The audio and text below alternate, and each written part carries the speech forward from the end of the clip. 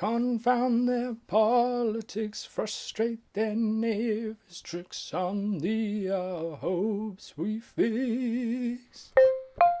Do we need a royal family? I suppose need is a strong word. Their role is not mandatory or necessary. There are plenty of countries that work perfectly fine without a royal family. Granted, that's because a lot of them consider our royal family their royal family. Hooray for the history of aggressive expansion!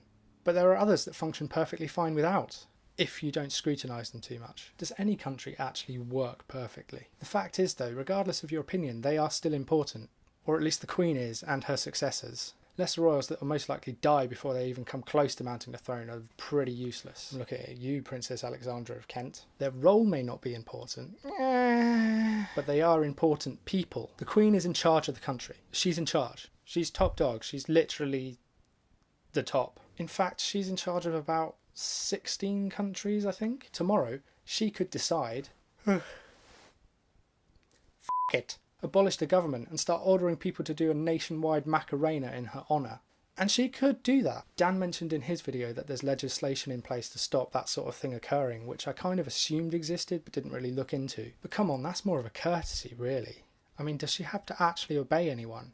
That's kind of like ants telling a small boy that he can't kick their nest to pieces because he wants to. Of course she won't, because that's insane. And also in the past that kind of thing has resulted in a swift beheading. You have such a proud history. But it's a fact that, you know, she could. The government is a thing constructed fundamentally to make the ruling of the country easier for the monarch and fairer for the people. She has 16 countries to run. Do you really think she's best suited to know what's right for everyone in them? That's why the Prime Minister is a role appointed by the nation. The King or Queen is someone who assumes power without our consent or approval by a divine right. Our MPs are there to represent the plight of the people in the running of the country.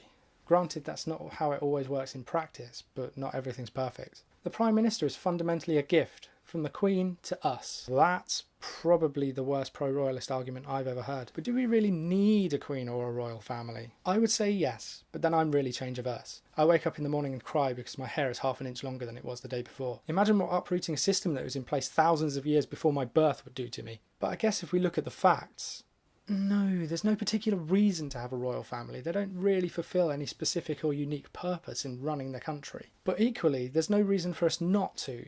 Dan pointed out that they're sort of a tourist attraction or point of curiosity about our nation and kind of help with international relations and stuff. Safe from annoying ardent traditionalists and passionate royalists, I don't see how abolishing the royal family will make much of a difference. A case of if it ain't broke, don't fix it.